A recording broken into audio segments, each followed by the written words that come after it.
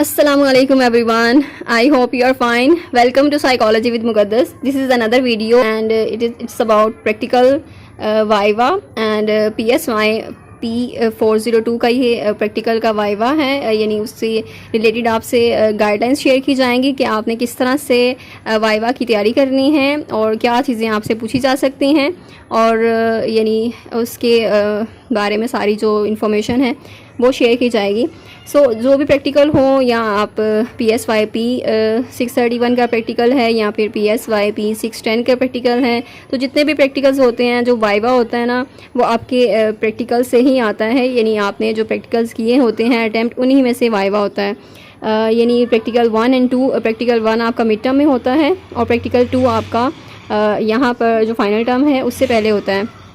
और final term से पहले ही आपको वाइवा की कॉल आ जाती हैं और उसमें आपसे जो भी क्वेश्चन पूछे जाते हैं वो आपके प्रैक्टिकल से रिलेटेड होते हैं और यानी जो भी उसमें प्रैक्टिकल आपने अटैम्प्ट किए होते हैं, आपने किस तरह से उसको अटैम्प्ट किया है, इस तरह के क्वेश्चन होते हैं। और जैसे कि आपकी कुछ फाइल्स होती हैं, उससे पहले जो भी स्लाइड्स होती हैं, यानी जो प्रैक्टिकल के अबाउट होती हैं और आपके LMS से आपने वो डाउनलोड की होती हैं। प्रैक्टिकल को करने के लिए एक गाइडलाइंस उन्होंने दी होती हैं, तो वो स्लाइड्स आपने देखनी होती हैं। लाइक ये PSY P402 की स्लाइड है और इसमें प्रैक्टिकल 1 के अबाउट डिटेल्स हैं सारी, और इसमें बताया गया प्रैक्टिकल 1 जो है आपका सेंसेशन के बारे में था और उसमें जो एम है, उसका पर्पस क्या था उसको करने का, एंड देन सैम्पल जो है वो कितना था और सैम्पल आपने किस तरह से ड्रॉ करना है, एंड मटेरियल्स कौन सा रिक्वायर्ड होगा, और जो भी सैम्पल से रिलेटेड जो भी मतलब इन्फॉर्मेशन है वो।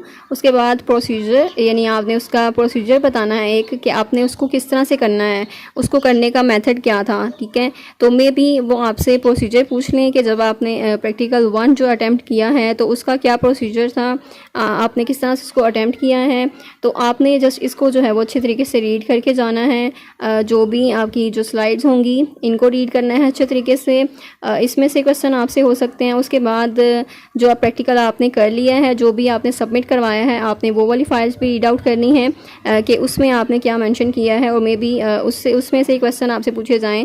और लाइक ये प्रोसीजर है तो आपने इसको प्रोसीजर को पढ़ लेना है एक बार।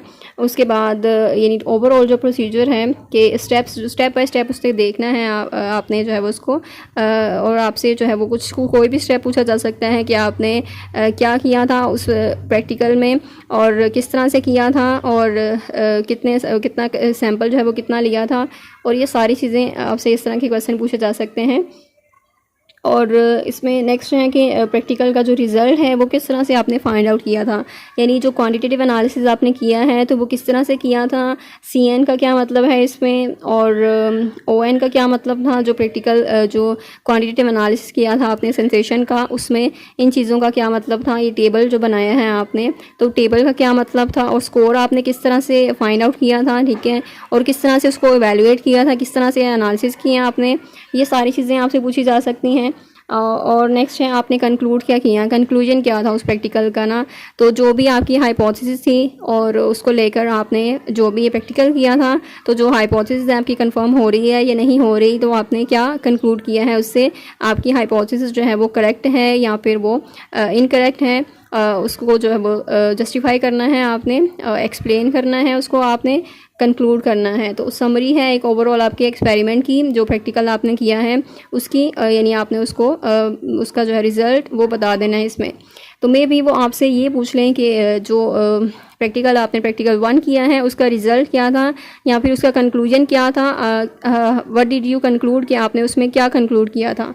तो ये चीज़ है। और इसमें प्रैक्टिकल से रिलेटेड एक और चीज़ होती है, यानी जब भी आप कोई एक्सपेरिमेंट करते हैं, प्रैक्टिकल करते हैं, तो एक्सपेरिमेंट की कुछ टर्म्स होती हैं, उसको आपने अच्छे तरीके से देख लेना है। लाइक हाइपोथेसिस क्या होती है, जो वेरिएबल्स होते हैं वो कौन से होते हैं, वेरिएबल्स हम कौन कौन से वेरिएबल यूज़ करते हैं एक्सपेरिमेंट में, और किस तरह से हम करते हैं। लाइक हाइपोथेसिस क्या है आपकी, एक्सपेरिमेंट का पहले एम होता है, पर्पस होता है कि क्या चीज़ आप करना चाह रहे हैं और फाइंड आउट करना चाह रहे हैं, और कुछ उसके बाद हाइपोथेसिस होती हैं, यानी उसमें हम स्पेसिफिकली उसके 2 वेरिएबल्स लेते हैं। उसमें एक इंडिपेंडेंट होता है, डिपेंडेंट वेरिएबल होता है, और एक वो टेस्टेबल स्टेटमेंट होती है, यानी उस पर आपने एक्सपेरिमेंट करना होता है, उस स्टेटमेंट को आपने टेस्ट करना होता है।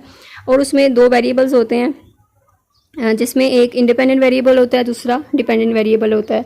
अब जो इंडिपेंडेंट वेरिएबल होता है उसकी डेफिनेशन में भी पूछी जा सकती है। डिपेंडेंट वेरिएबल क्या होते हैं, आपके ये बुक में सब कुछ मेंशन है, आपने उसको भी अच्छे तरीके से रीड करना है और वेरिएबल्स की टाइप्स जो हैं उसको अच्छे तरीके से पढ़ लेना है। और कन्फाउंडिंग वेरिएबल्स क्या होते हैं, एक्सट्रानियस वेरिएबल्स क्या होते हैं, उसकी कौन सी टाइप्स होती हैं, किस तरह से आपके एक्सपेरिमेंट को वो इफेक्ट कर सकते हैं, तो वो सारी चीज़ें, और आपने किस तरह से कन्फाउंडिंग वेरिएबल को मैनेज किया है या किस तरह से हैंडल किया है, किस तरह से कंट्रोल किया है, बिकॉज़ ये कंट्रोल्ड इन्वायरमेंट में होता है।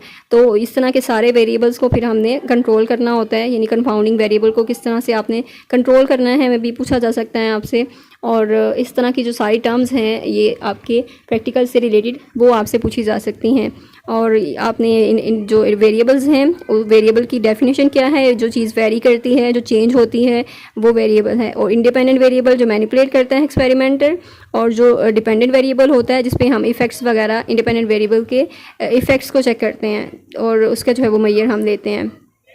तो ये डेफिनेशंस के साथ उसको आपने प्रिपेयर करना है, उसकी सारी जितने भी कॉन्सेप्ट्स हैं वो अच्छे तरीके से अंडरस्टैंड कर लेने हैं, बिकॉज ये कंसेप्चुअल ही आपके कॉन्सेप्ट चेक करने के लिए आपसे क्वेश्चन किए जाएंगे। तो आपने उधर कंफ्यूज नहीं होना, बल्कि आप कॉन्फिडेंट होके जाएं, कॉन्फिडेंट होके आप आंसर्स का जो है वो क्वेश्चंस का आंसर करें। और यानी आपने अपने कॉन्सेप्ट्स क्लियर कर लेने हैं तो आपको फिर कोई प्रॉब्लम नहीं होगी, आप ईजी होकर वाइवा जो है वो बहुत आसानी से अटैम्प्ट कर सकते हैं और सारे क्वेश्चन के आंसर दे सकते हैं। सो कॉन्सेप्ट अपने क्लियर करने हैं आपने, और जो प्रैक्टिकल आपने किए हैं उनको अच्छे तरीके से देखना है। और प्रैक्टिकल 2 है, प्रैक्टिकल 2 में आप लर्निंग के हवाले से जो नॉनसेंस सिलेबस हैं वो किस तरह से उनका एसोसिएशन हो जाती है, यानी क्लासिकल कंडीशनिंग का एक्सपेरिमेंट था कि नॉनसेंस सिलेबस की एसोसिएशन जो है वो चेक करने के लिए कि नेगेटिव पॉजिटिव वर्ड्स के साथ किस तरह से वो उनकी एसोसिएशन हो जाती है, वो किस तरह से हम उसको लाइक करना या डिसलाइक करना शुरू कर देते हैं, जो कि पहले बिल्कुल न्यूट्रल होते हैं, यानी पहले हम ना तो उनको लाइक करते हैं ना डिसलाइक करते हैं, क्योंकि उन वर्ड्स का कोई मीनिंग नहीं होता, नॉनसेंस सिलेबल्स होते हैं। सो इस एक्सपेरिमेंट का पर्पस क्या था कि हमने एसोसिएशन चेक करनी थी। नेक्स्ट है प्रैक्टिकल कहाँ पर हुआ था, ठीक है, ओरिजिनल जो है इसकी स्टडी किसने की थी और कौन सा ईयर था, उसके बाद नॉनसेंस सिलेबल्स जो हैं वो आपने किस तरह से प्रेजेंट किए हैं, और जो सिलेबल्स हैं कुछ को पॉजिटिव के साथ किया है, पॉजिटिव एडजेक्टिव्स कौन से थे वो पूछे जा सकते हैं, नेगेटिव एडजेक्टिव्स कौन से थे और वो पूछे जा सकते हैं, और कुछ आपसे कि आपने किन जो है वो नॉनसेंस सिलेबल्स को पॉजिटिव के साथ अटैच किया है, किन सिलेबल्स को आपने नेगेटिव के साथ अटैच किए हैं, ये क्वेश्चन पूछा जा सकता है। इसकी हाइपोथेसिस आपसे पूछी जाएगी कि आपने जो प्रैक्टिकल 2 अटेम्प्ट किया था लर्निंग का, क्लासिकल कंडीशनिंग का, उसमें हाइपोथेसिस क्या थी। तो हाइपोथेसिस आपने बतानी है कि नॉनसेंस सिलेबल्स को अगर हम पॉजिटिव के साथ पेयर करें तो वो ज़्यादा पसंद किए जाएंगे। सो इस एसोसिएशन जो है इसकी बेस किस पर थी, क्लासिकल कंडीशनिंग, और रिजल्ट जो है वो कंफर्म करता है आपकी हाइपोथेसिस यानी आपकी अजम्पशन को कंफर्म करता है या नहीं करता, तो वो रिजल्ट में आपने बताना है। यानी वो आपसे हाइपोथेसिस पूछ सकते हैं कि हाइपोथेसिस जो है वो क्या थी उसकी, और क्या वो हाइपोथेसिस जो है वो कंफर्म हुई या नहीं कंफर्म हुई। फिर सैंपल बताना है कि सैंपल कितना सैंपल लिया था आपने और उसकी क्या कंडीशंस थी, यानी सैंपल जो वॉलंटियर्स हैं आपके उन्होंने मैट्रिकुलेशन लेवल उनका होना चाहिए एटलीस्ट, एंड देन मटेरियल्स जो है वो कौन सा आपने यूज़ किया था उसमें। नेक्स्ट है कि आपने प्रोसीजर जो है वो कौन सा था आपका, यानी आपने कौन से स्टेप्स लिए थे, एक्सपेरिमेंट किस तरह किया था, उसका मेथड क्या था, तो इसको आपने रिवाइज़ कर लेना है, और यानी इसी तरह ही आपने उसको एक्सप्लेन करना है फिर कि उसका प्रोसीजर यानी किस तरह से आपने अटैम्प्ट किया एक्सपेरिमेंट को। और फिर ये है कि नॉनसेंस सिलेबस कौन से थे और एडजेक्टिव उसके साथ कौन से आपने अटैच किए थे। CET है, CET के साथ आपने कौन सा एडजेक्टिव अटैच किया है, फ्रेश। QEH है, स्मेली। SUF है, सॉरी, प्रिकली। GOJ है, sweet. JV rough. MIP fragrant. तो ये आपने एडजेक्टिव्स उसके साथ आपने याद कर लेने हैं। एंड देन प्रैक्टिकल्स में रिकॉर्डिंग शीट आपको दी गई थी, जो उसके नंबर्स जो हैं वो किस तरह थे, ठीक है। 5 है तो 5 का क्या मतलब था, लाइक वेरी मच। 4 है तो लाइक था। 3 है तो न्यूट्रल है। 2 है तो डिसलाइक है, और 1 डिसलाइक वेरी मच। तो इस तरह से आपने उसको देख लेना है। फिर रिज़ल्ट टेबल है, तो जब आपसे पूछा जाएगा कि रिजल्ट्स जो हैं वो आपने किस तरह से फाइंड आउट किए, और नंबरिंग जो है यहाँ पर आपने की, और फिर इसके बाद आपने किस तरह पॉजिटिव और नेगेटिव को काउंट किया था।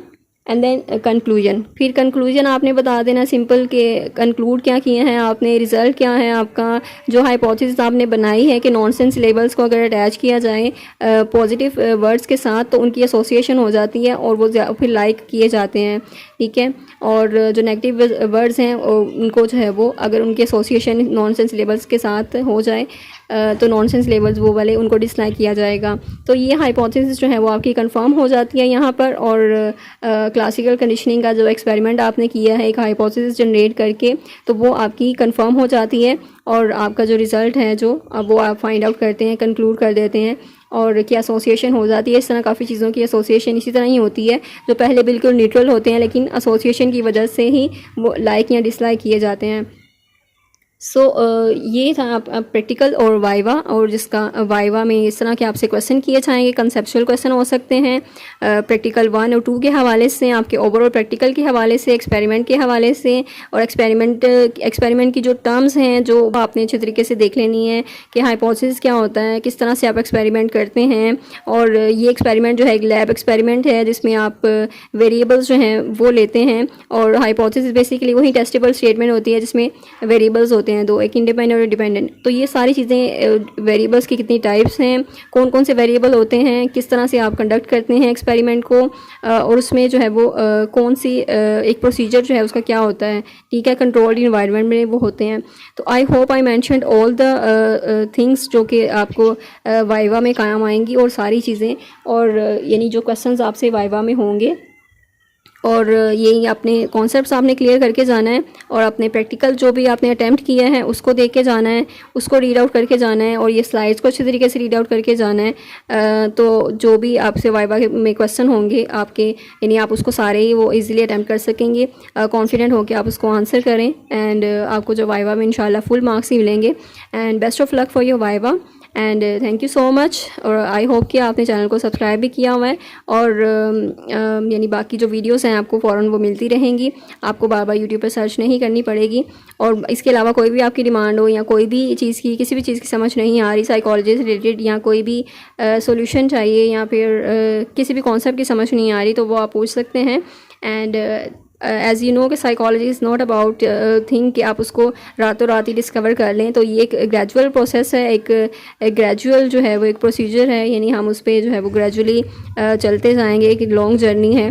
तो इंशाल्लाह हमारी जो एक डेस्टिनेशन है वो बहुत अच्छी होगी, और यानी जो डिग्री है हमारी वो बहुत ही वैल्यूएबल है, और एज़ के हम उसको जो है वो कॉन्सेप्ट्स अगर क्लियर करके समझ के अगर उसको देखेंगे तो फिर बहुत ज़्यादा उसकी डिमांड है।